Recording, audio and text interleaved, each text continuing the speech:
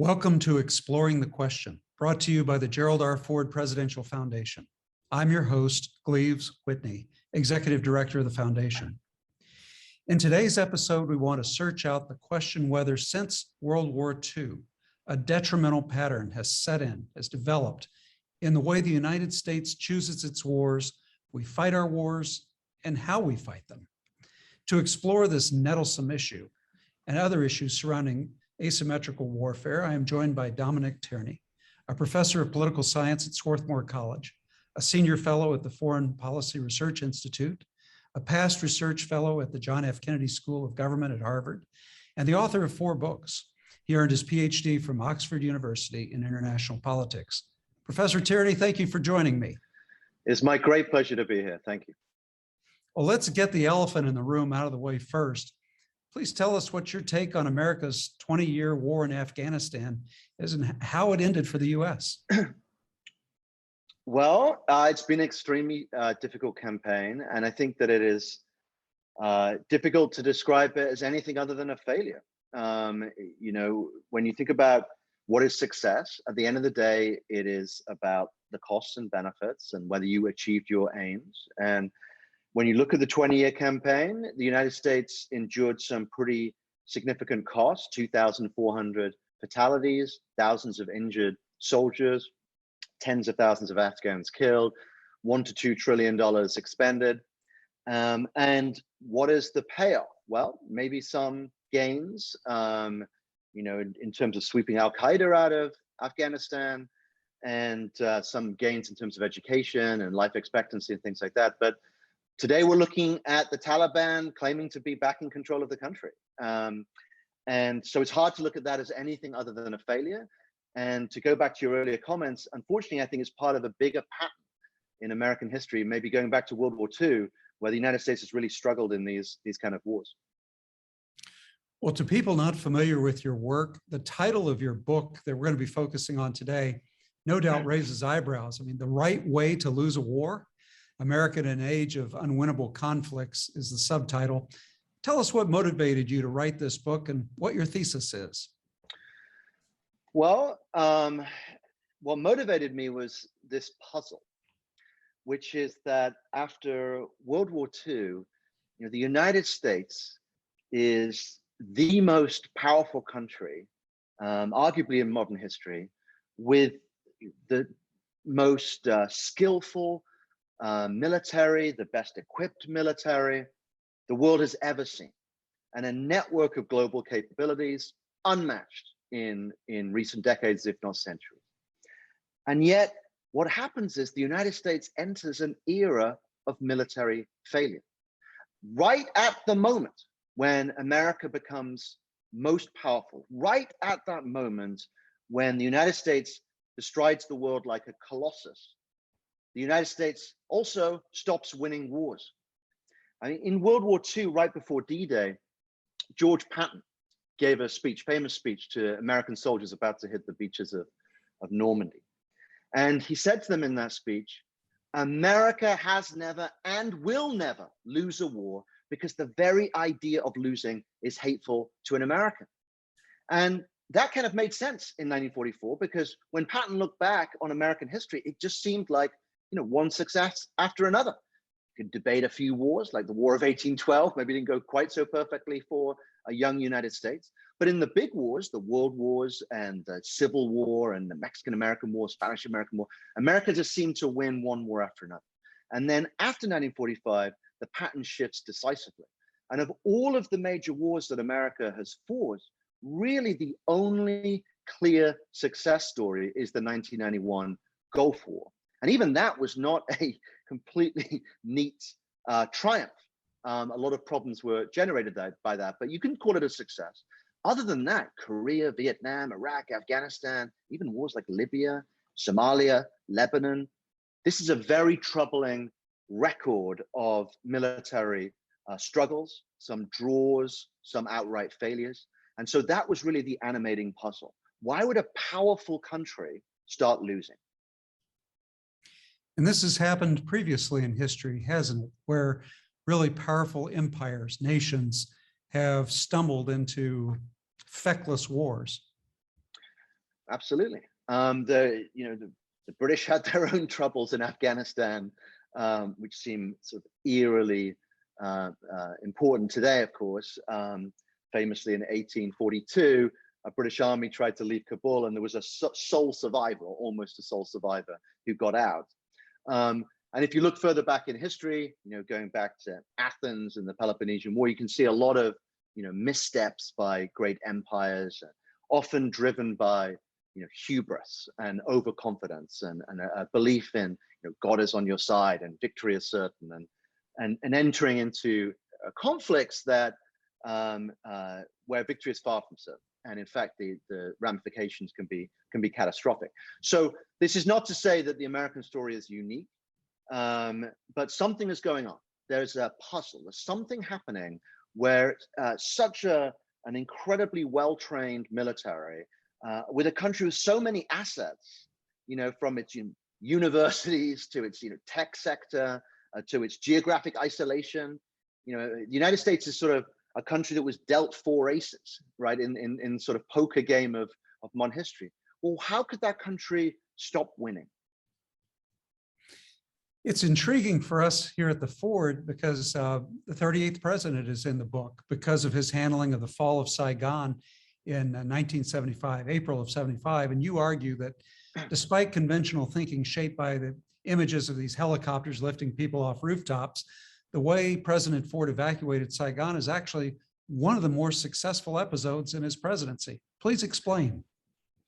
Yeah, I think that's right. So we tend to, see Vietnam as, I think it's fair to say, gone down in history as just a clear-cut failure for the United States, a war of illusions, which we can get into, somewhat similar to today's war of illusions in Afghanistan.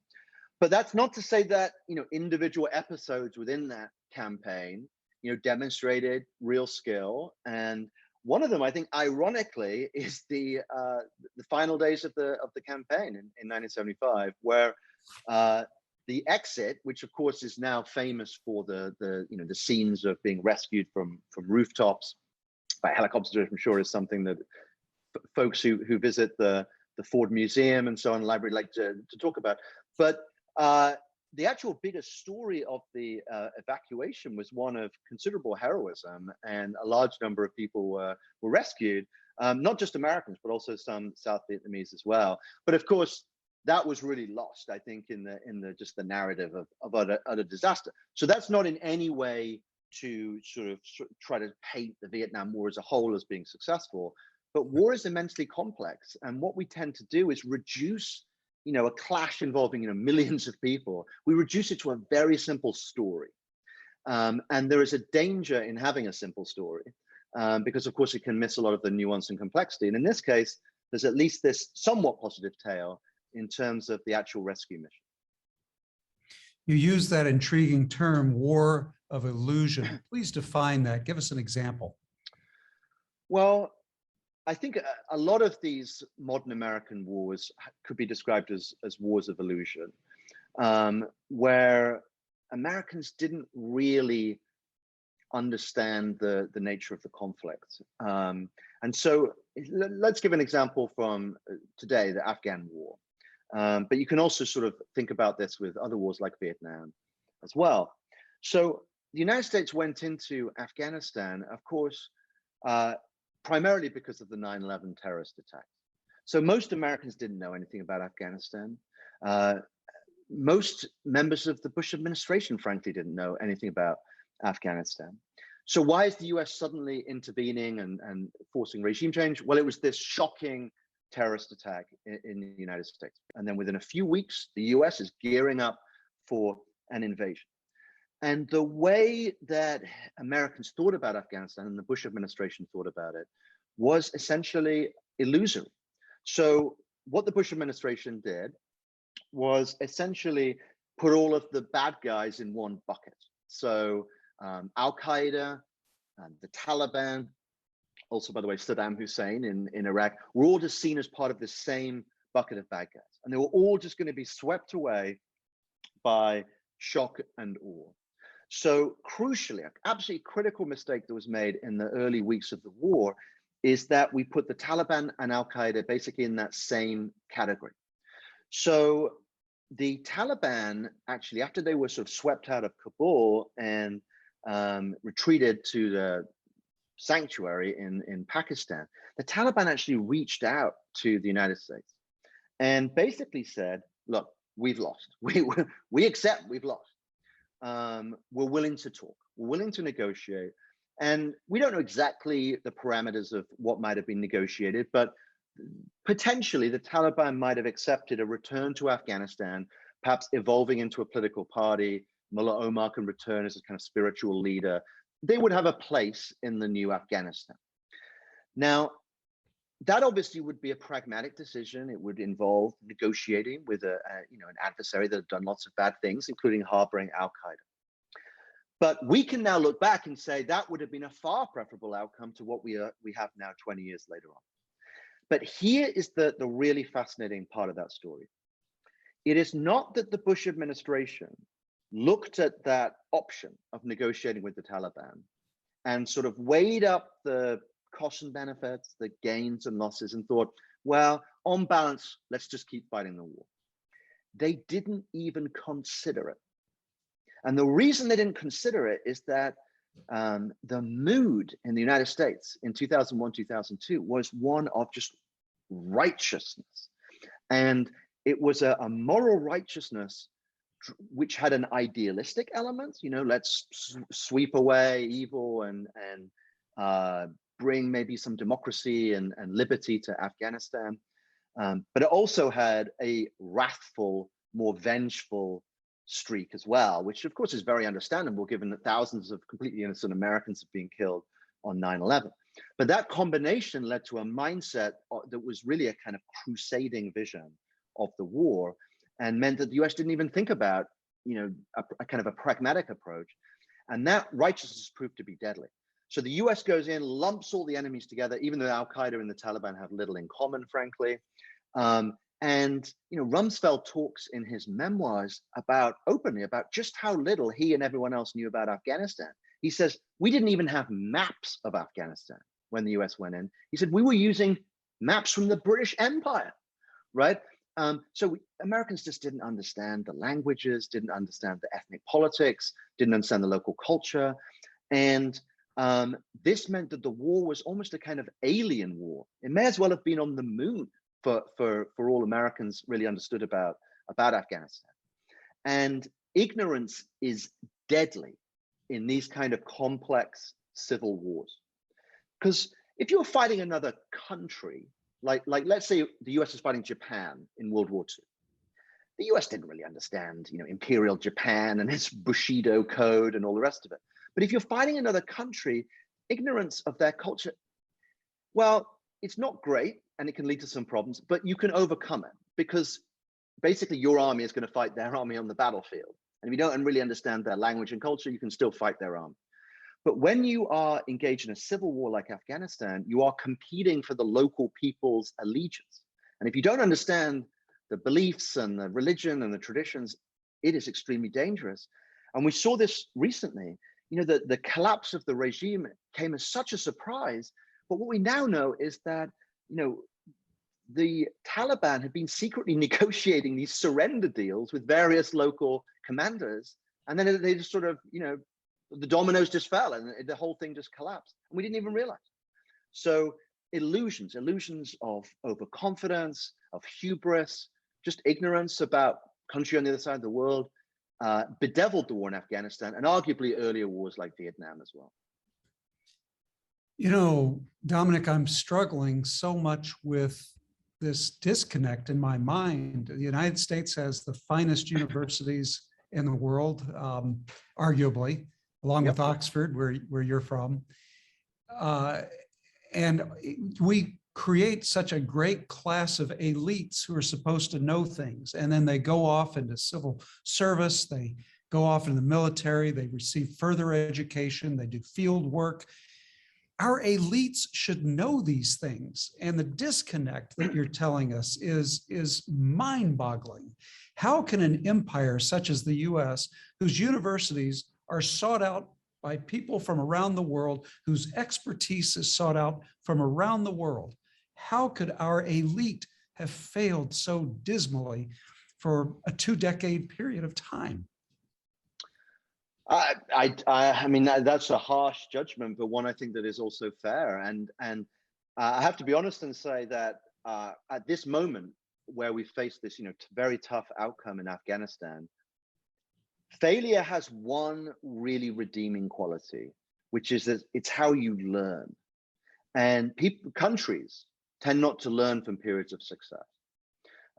Individuals tend not to learn from success. When success happens to us, it kind of just washes over us and we sort of get on with our day. We feel good, but we sort of get on. When things go wrong, that is the moment where you do reflect and you do become a little more introspective. And crucially, you have the chance to change. And I really hope the United States takes this opportunity, provided by this really awful experience, to stop and to pause and to reflect on how this happened and what the deeper causes are. Because a lot of the analysis of Afghanistan, it's so bound up at the moment with just outright partisanship, right? So folks who hate Biden, it's his mistake and he owns it. And then of course, partisanship is not just found on the right? The left will blame Trump and so on. And the real causes here go so much deeper. Biden inherited a real mess. This war the failure stretched back 20 years. And then arguably Afghanistan itself is part of a bigger story of failure going back 70 years or so. And really it is these deep-rooted issues that we're going to have to deal with, which is at its most fundamental, I would say, that power is a mixed blessing. So the United States achieves all of this power. It has these great universities, as you say, it has this incredible economy and builds this astounding military. But power is also an inherent temptation. If you can act, if you can get rid of Saddam Hussein, then each day you wake up and you think, well, why not do it today? There's an image, Robert Kagan came up with this image, but I think it's very apt. He said, if you have a man in a hut and there's a bear outside the hut, this dangerous bear, and the man has a knife, he probably decides he can live with the bear. But if the man has a gun, now he decides the bear's threat is no longer tolerable. And the point is that as his power grows, as his capability grows, then his view of what threats he's willing to put up with also changes. And that is what the United States experiences. It essentially went from a knife to a gun.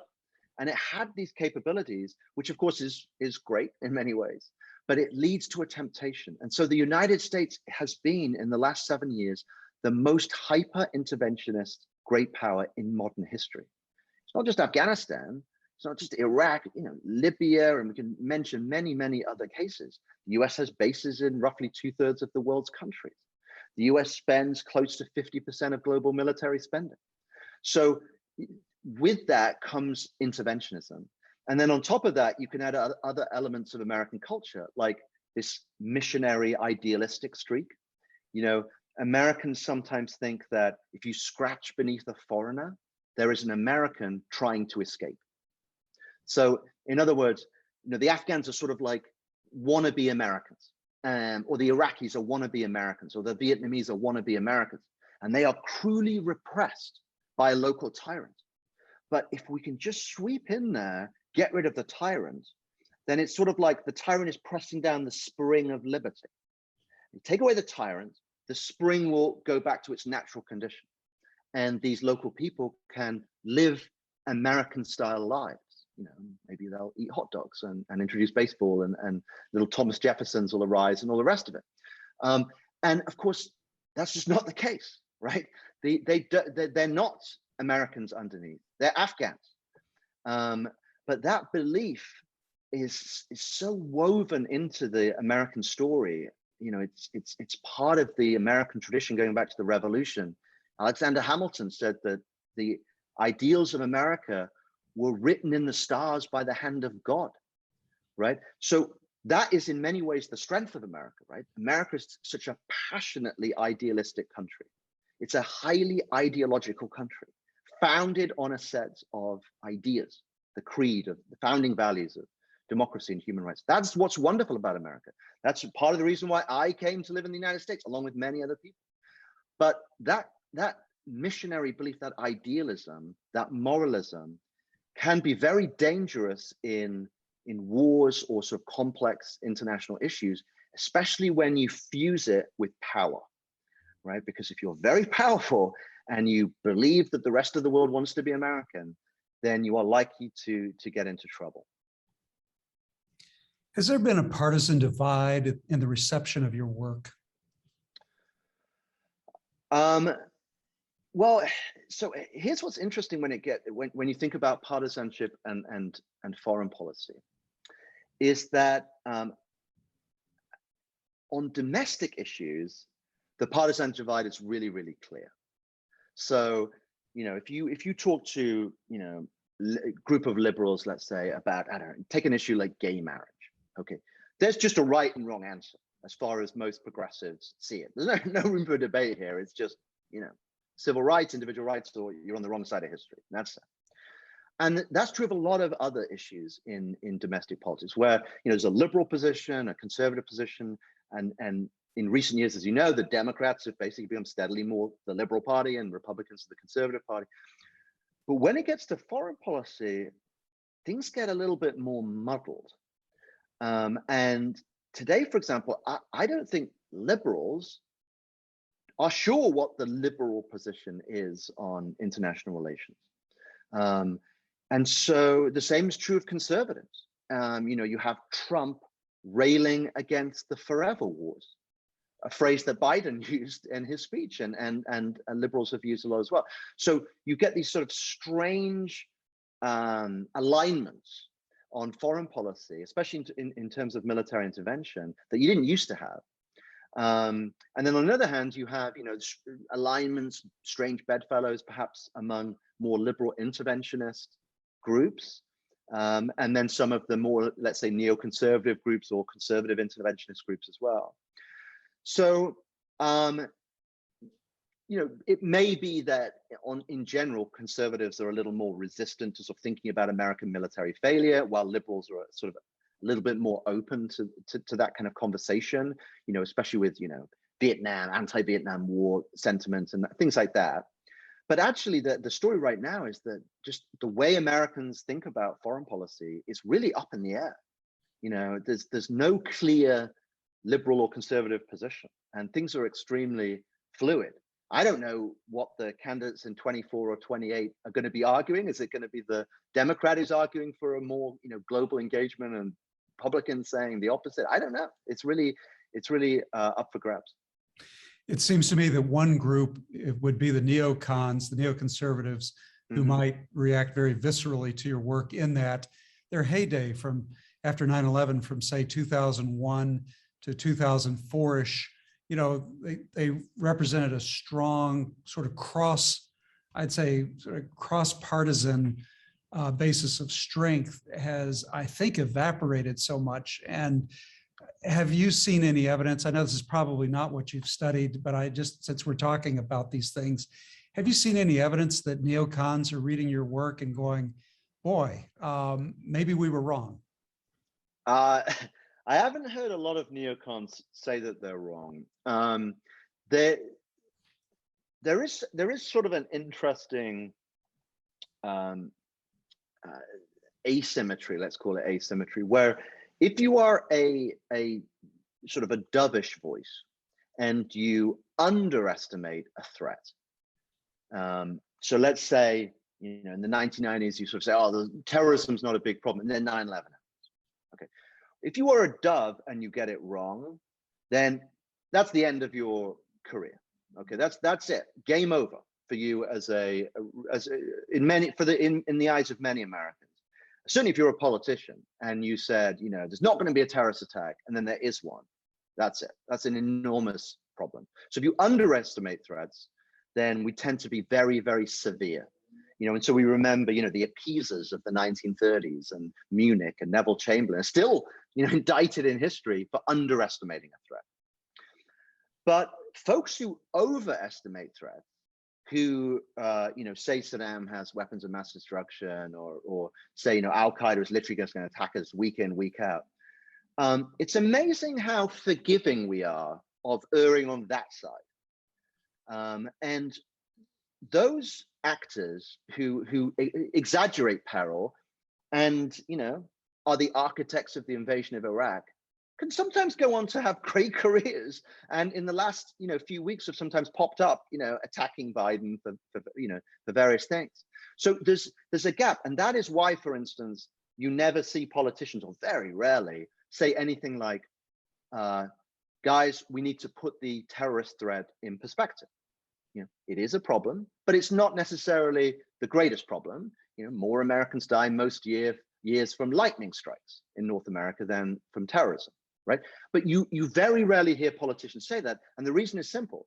If you say that there are not going to be any terrorist attacks, and there is one, then that's the end of your career. But if you say, I think America faces terrorist attacks, and then there aren't any, no one's going to really care. And in fact, you might even say, well, my worries meant that we protected ourselves better, and that stopped it. So we are much more forgiving of neocons.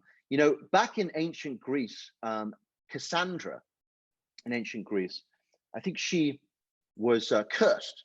She could see the future, and no one would believe her.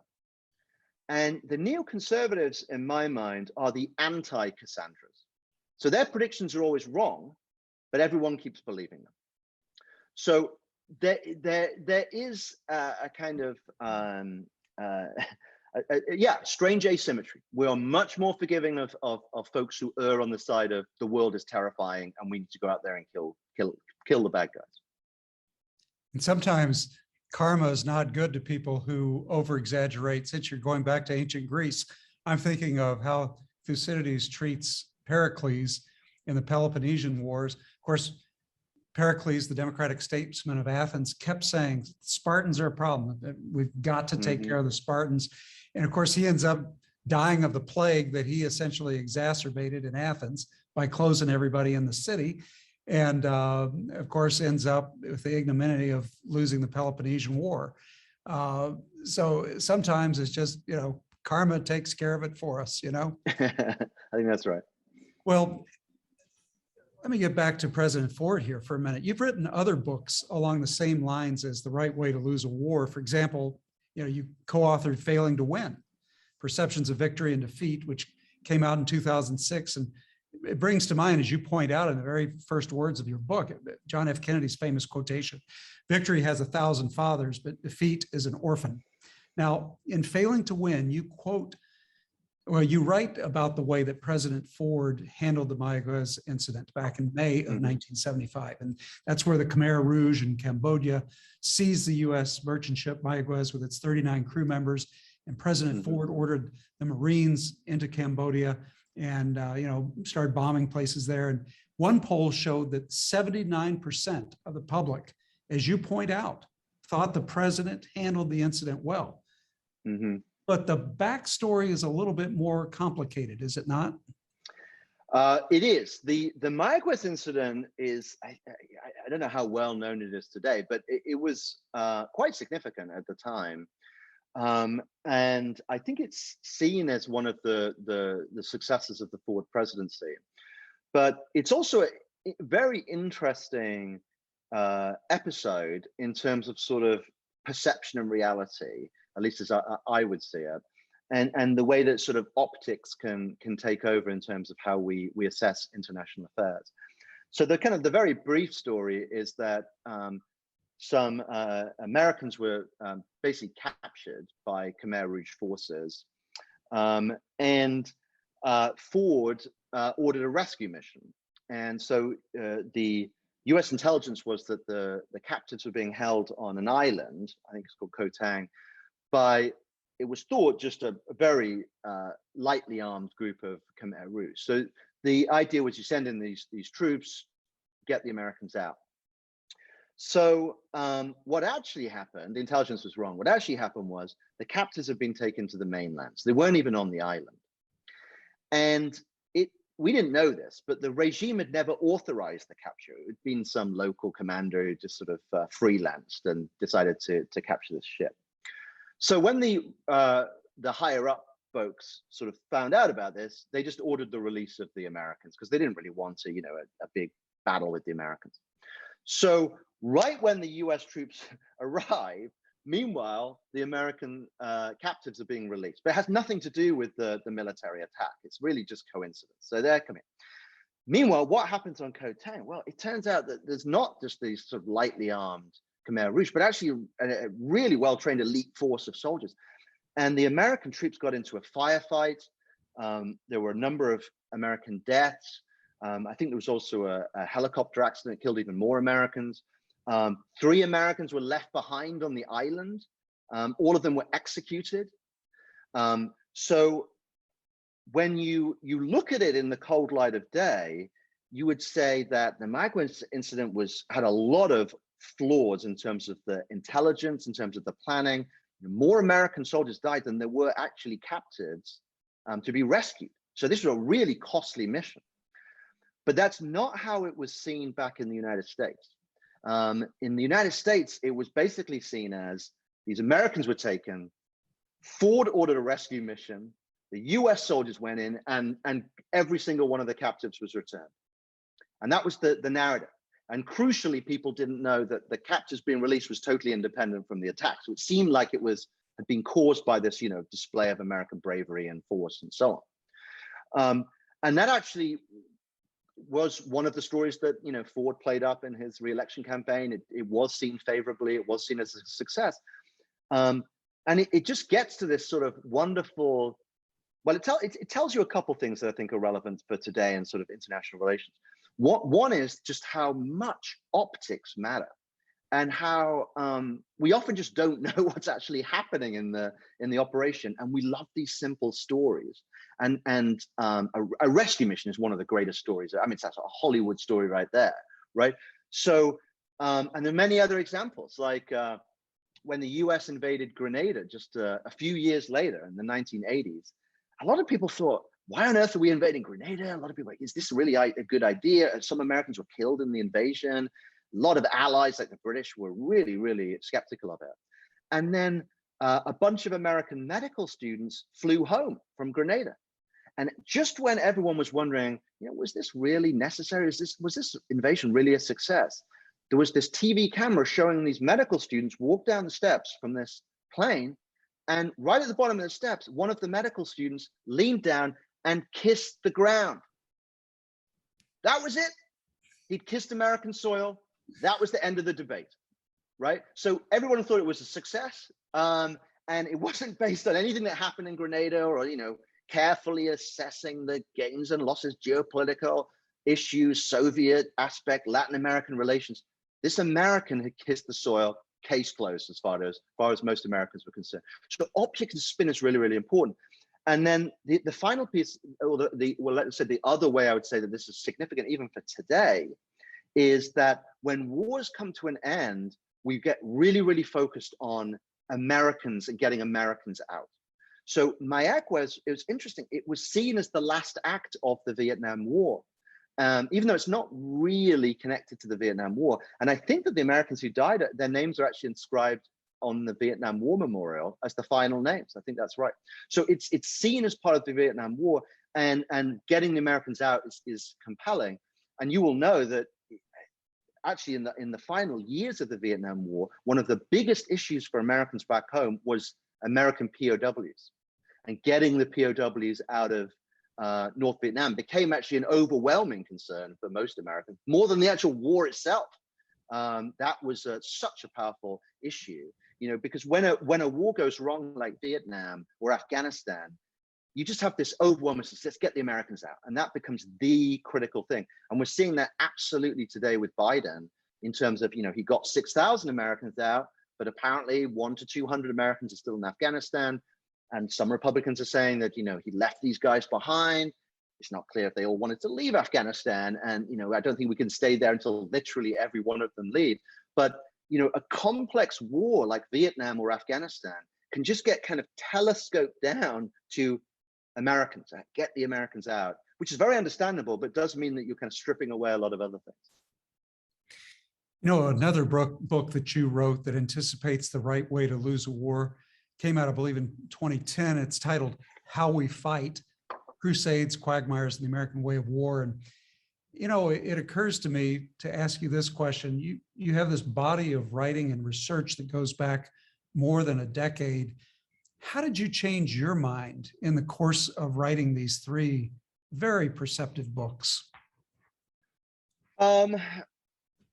Well, we you know we all change, and you know there are some strands that connect the books, especially in terms of sort of how we think about war as a sort of a common element, and encouraging people to sort of reflect on that. But obviously, America's experience is so different since 2006. At that point, we were kind of in the midst of Iraq. That was the key issue. Afghanistan actually seemed like it was still quite successful in when that first book was coming out. Things were relatively calm there. But we now know that the seeds of huge challenges were kind of emerging. Also, domestic politics has shifted very significantly, and the Republican Party's view on foreign policy has gone dramatically from a kind of neocon hawkish position to a Trumpian, more populist, America First position. So I, like everybody else, has sort of had to do some soul searching about what exactly is the path for the United States. I'm sort of torn between being someone who is really encouraging people to sort of wake up to these problems and not fall into the trap of hubris and be wary of the dangers of moralism and so on. But then the other side of me is a huge believer in the United States and wants America to sort of get its mojo back. And there is a tendency in the United States to sort of lurch from crusading, rechange the entire world, to we can't do anything, and just really introspective, and what I would encourage Americans, sort of a steadier energy. And this is going to be hugely important, and this is something I've had to wrestle with much more than I used to, with the rise of China. So my early work, it's much more about these insecure states and nation building and problems of counterinsurgency in Iraq and Afghanistan. And China's kind of a bit player. But one of my most recent pieces of work came out this year is on how US and China may start competing in these civil wars around the world.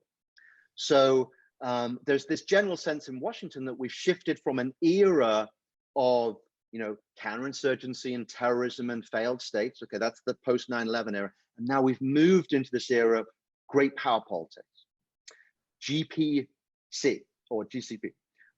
And in this great power politics realm, it's all about supposedly, South China Sea and big, naval battles, and we need to get new high-end capabilities. And it's going to be more like, World War II style conflict. And so on. And I think that's completely misguided. I think that Sino-US competition is going to happen inside these civil wars, these failed states around the world. The reason for that is simple. Wars between countries almost never happen for various reasons, like nuclear weapons, trade, institutions like the UN. About 90% of wars today are civil wars. They're caused by things like poverty, ethnic politics. These kind of things have not gone anywhere. And so rivalry between China and the United States is likely to happen in places like Afghanistan, where it is quite possible that China will recognize the Taliban very quickly. They seem quite happy with the Taliban. And you could see a kind of Pakistan, Taliban, China loose alignment. And then what if there's organized resistance to the Taliban from groups that the United States was supporting only a few weeks ago? Will the US provide certain kinds of support, diplomatic, economic, even weapons and things like that, to resistance groups fighting the Taliban? I don't know, but you can see how in Afghanistan, this complex civil war could become an arena for great power rivalry, maybe not quite to the extreme way we saw in the Cold War in places like Afghanistan and Vietnam and so on, but certainly a kind of low-level proxy war. And lots of other candidates like Myanmar is very unstable. Even places like Venezuela or Iraq could also become arenas for great power rivalry. So that is something that I've really had to sort of adapt to, is taking this kind of civil war, non-state actor, counterinsurgency kind of paradigm, and then kind of fusing it with this emerging great power rivalry paradigm. Yeah, we're in the midst of this paradigm shift, and maybe it's more of an amalgamation of past paradigms, I think is what you're saying. Yep. And that is going to pose challenges to our elite, whom we were speaking of earlier. Well, you know, we have students who watch these webcasts, podcasts, and for our students who want a deeper dive, I like to ask the author, such as yourself, to cite the work behind the work. Is there a classic in your field that poses the right questions that have prodded you and that prod citizens and our leaders concerned about the way we drift into these quagmires? What would you say the go-to book is behind your work? Well, there are many books, let me mention a few. I mean, in the terms of the classics, we can go right back. You mentioned Thucydides. I still think it's relevant. Clausewitz, I think, is relevant, more often cited than read. So I would encourage students to actually try to wrestle with the source material. More recently, Philadelphia historian Russell Weigley wrote The American Way of War. It's absolute classic still, and obviously a lot of people have built on that and worked on that. A particular book that I think has great value, and I teach in the classroom, is by Walter Russell Mead, and it's a book called Special Providence. And he identifies 4 traditions in American foreign policy that he names after American presidents. There is a Jacksonian kind of populist foreign policy tradition, a Wilsonian tradition, which is more kind of liberal internationalist, a Jeffersonian tradition that is more isolationist, and then finally a Hamiltonian tradition that is focused on trade and big business and sort of corporate interests. And in Special Providence, he just does a masterful job showing how these 4 traditions have sort of coexisted for centuries. And at different times, certain traditions have sort of arisen. Now, one interesting part of his thesis that some people might push back on now is he wrote this in the early 2000s. It's quite an optimistic story. And he says, actually, American foreign policy has been very successful compared to most other countries' foreign policies, precisely because the US had these 4 traditions that they could sort of draw on, almost like 4 tools in the toolbox as and when needed. Sometimes, being more ambitious in terms of America's global engagement. Other times, drawing on, say, the Jeffersonian tradition, sort of pull back and rethink and focus on the city on a hill and get our own house in order. And it's the interplay of the ideas that he says is successful. Now, he's writing that in the early 2000s. And right now, there's a lot of doom and gloom about American military intervention and, just how successful US foreign policy is, just how capable American elites, sometimes called the blob, these kind of established ways of thinking really are, and if America is really just falling into these traps. So nevertheless, I would really encourage students to look at Special Providence, because I think that idea of the interplay of traditions is actually one of the most useful kind of models for understanding American foreign policy. And students, I think, can have great debates about, where does Trump fit? Is he actually a perfect example of the Jacksonian tradition? Where do you put Biden? And it's a really nice sort of framework for understanding IR. What's your next book? So I'm working on 2 projects. One of them, and this is a little bit controversial, is about whether America needs an enemy. So the idea is, we look at American domestic politics, and really since the 1990s, it is extremely divided and polarized and hyper partisan. And a lot of people have tried to explain this in terms of maybe social media and Facebook and technology. Other people have talked about globalization and income inequality in the United States. I think a huge part of the story is that America lost its enemy, the Soviet Union, which had provided that other, against which Americans could align. It provided a sense of identity to Americans fighting against communism. That disappeared. And when the Cold War ended, a Soviet diplomat gave a speech. His name was Georgy Arbatov, and he gave a speech to a group of Americans, and everyone was so happy, popping the champagne open. Wow, we won the Cold War. There was no war. This was just a miraculous, outcome. It was the end of history, and everyone was so happy. And Georgy Arbatov gave this speech, and he said to the Americans, he said, "We are going to do a terrible thing to you. We're going to take away your enemy." And everyone sort of laughed, but he was actually right. Right? Taking away America's enemy in some ways unglued American society. And Americans have been wrestling with that and trying to find some sense of national cohesion absent an enemy is actually quite difficult. And in the book, what I'll do is look through American history and show that actually this has been a challenge for the United States throughout history. Abraham Lincoln in 1838, a young Lincoln gave a famous address, the Lyceum Address, where he said that when the British were there, it glued together the revolutionary generation. But now the redcoats have gone, America is not threatened.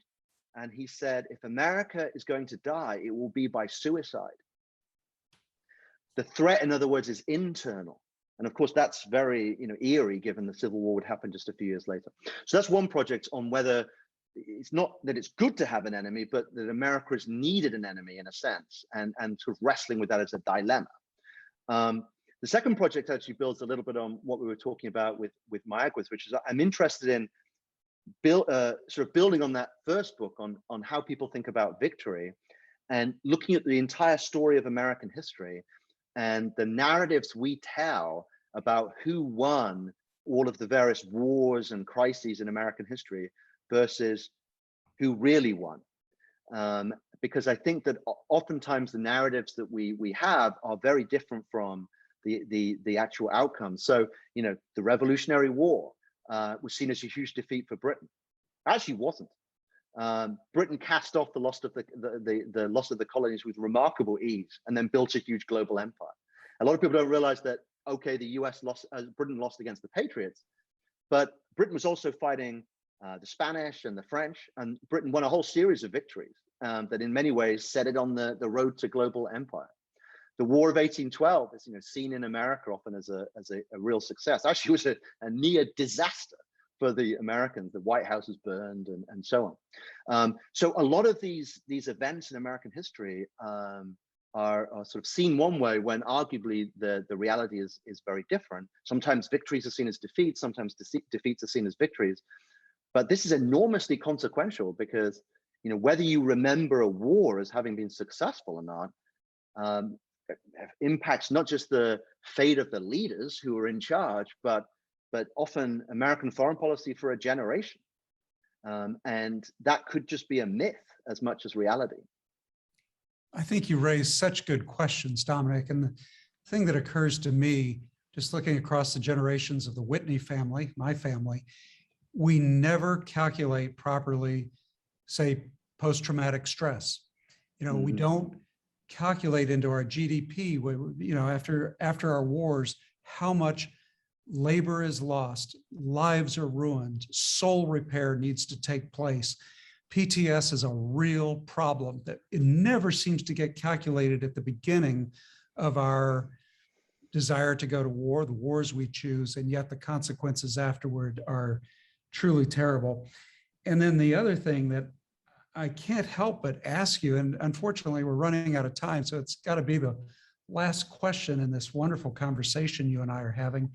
My friend Bill Brands, H.W. Brands, historian down at the University of Texas, he has a thesis about war.